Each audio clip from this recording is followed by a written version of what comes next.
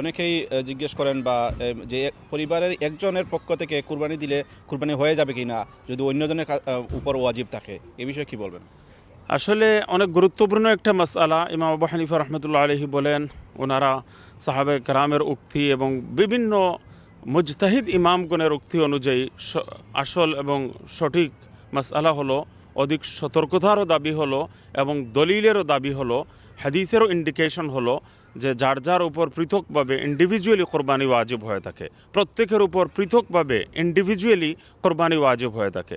আপনারা একটু লক্ষ্য করেন, এটাকে হাদিস বিরোধী একটা মতামত আখ্যায়িত করার মাধ্যমে সমাজের মধ্যে বিভ্রান্তি সৃষ্টির অপপ্রয়াস চালানো হচ্ছে। এটা নিন্দনীয়। যদি এটা একটা ইখতিলাফি মাসআলা বলেও বলা হতো, তবুও একটা মেনে নেওয়া যেত কথাটাকে।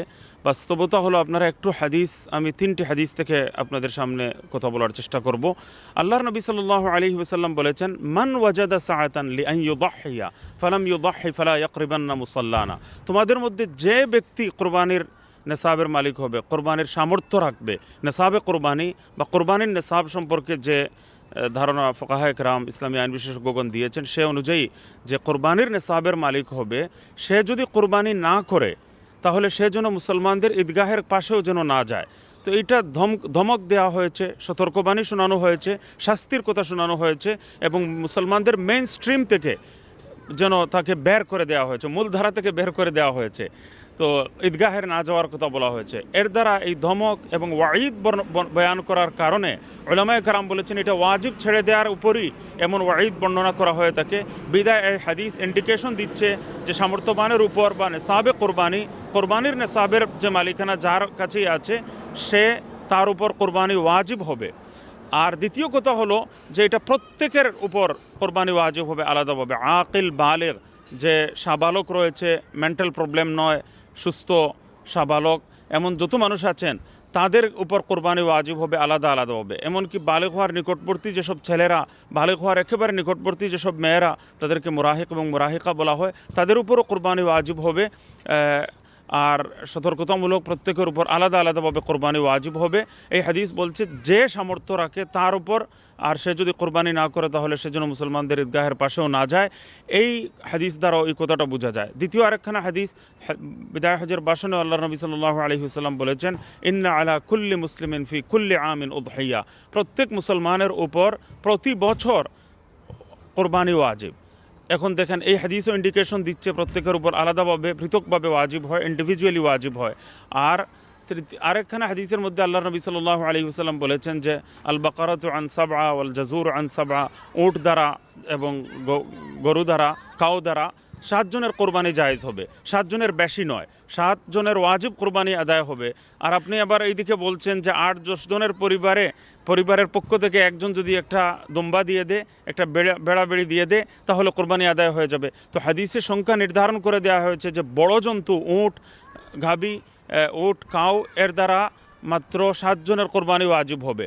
আর আপনি অপর দিকে বলবেন যে 8 জনের কোরবানি বা 10 জনের একটা ফ্যামিলি যদি হয়, তাহলে পরিবারের কর্তা ব্যক্তি যিনি দায়িত্বশীল, তিনি দিয়ে দিলে সবার পক্ষ থেকে আদায় হয়ে যাবে। তো এই হাদিসের ব্যাখ্যা আপনি কীভাবে করবেন? তো এই হাদিসও একটা ইন্ডিকেশন দিচ্ছে যে একটা সংখ্যা রয়েছে, সংখ্যার একটা দিক রয়েছে, যে 7 জনের পক্ষ থেকে একটা গরু দিয়ে কোরবানি হবে।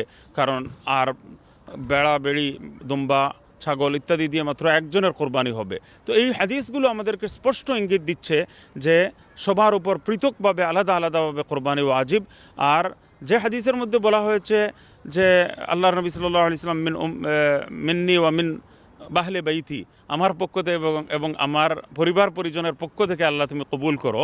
তো এটা উলামায়ে কেরাম, হাদিসের ব্যাখ্যাতাগণ, মুহাদ্দিসিনগণ ব্যাখ্যা দিয়েছেন যে এটা সওয়াবের মধ্যে, পুণ্যের মধ্যে পরিবারের সদস্যদেরকে সামিল করা উদ্দেশ্য ছিল।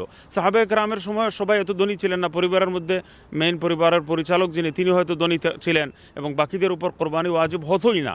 অথচ আল্লাহর নবী সাল্লাল্লাহু আলাইহি ওয়াসাল্লামের নিজের পক্ষ থেকে আলাদা কোরবানি দেওয়া হতো।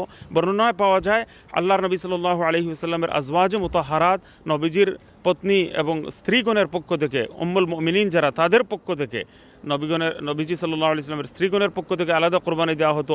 আল্লাহর নবী সাল্লাল্লাহু আলাইহি ওয়াসাল্লামের আহলে বায়তের অংশ হযরত ফাতিমাতুজ জাহরা রাদিয়াল্লাহু আনহা, তার পক্ষ থেকে আলাদা কোরবানি দেওয়া হতো। তো এইভাবে আমরা দেখতে পাই যে পৃথক পৃথকভাবে কোরবানি দেওয়া হয়েছে, আর পরিবারের আলাদাভাবে কোরবানিও দেওয়া হয়েছে সকলের পক্ষ থেকে। এখন প্রশ্ন আসতে পারে যে এই হাদিস দ্বারা যদি বলেন যে আন আহলে বাইতিহি দ্বারা বোঝা যায় যে পরিবারের পক্ষ থেকে একটি কোরবানি যথেষ্ট, তাহলে অন্য হাদিসের মধ্যে তো আছে আন উম্মতি, দোয়ার মধ্যে বলেছেন যে আমার উম্মতের পক্ষ থেকে এটাও একটা কোরবানি দিয়েছেন। তো এখন কি পুরো উম্মতের পক্ষ থেকে একটা কোরবানি দিয়ে দিলে হয়ে যাবে? এমন মতামত তো একজন স্কলারও দেননি পুরো ইতিহাসের মধ্যে। তো এই হাদিস দ্বারা এই হাদিসের ব্যাখ্যা অস্পষ্ট যে এর দ্বারা সকলের ওয়াজিব কোরবানি যে আদায় হয়ে যাবে, এই কথাটা নিশ্চিত রূপে বলা সম্ভব নয়। আর অন্যান্য দলিলের আলোকে প্রত্যেকের উপর আলাদাভাবে কোরবানি যে ওয়াজিব হয় সেটা সুস্পষ্ট। আর এই হাদিসের ব্যাখ্যা একেবারে আমাদের কাছে সহজ, যে সওয়াবের মধ্যে সবাইকে শামিল করা, কারণ উম্মতকেও শামিল করে মাত্র উম্মতের পক্ষ থেকে একটি কোরবানি দিয়েছেন। তো কেউ এমন মতামত রাখেননি যে পুরো উম্মতের পক্ষ থেকে এই হাদিসের আলোকে একটা কোরবানি দিয়ে দিলে বা কয়েকজন দিয়ে দিলে হয়ে যাবে, এমন মতামত কেউ ব্যক্ত করেননি। সুতরাং সতর্কতার দাবি, হাদিসেরও ইন্ডিকেশন, সবাই মানে যার যার মালিকানা অনুযায়ী বিবেচনা করবেন, সিদ্ধান্ত নেবেন যে আমার উপর কোরবানি ওয়াজিব হয়েছে কি হয়নি। যদি হয়ে যায় তাহলে সবার উপর কোরবানি জরুরি হবে, ওয়াজিব হবে। আর ইন্ডিভিজুয়ালি সবাইকে আলাদা আলাদাভাবে যার যার মালিকানা দেখে এই সিদ্ধান্তে উপনীত হবে যে আমার উপর পৃথকভাবে কোরবানি হয়তো ওয়াজিব হয়েছে অথবা হয়নি। হয়ে গেলে সবার উপর কোরবানি দেওয়া জরুরি হবে, আর না হলে যাদের উপর কোরবানি ওয়াজিব হয়নি তাদেরকে দিতে হবে না।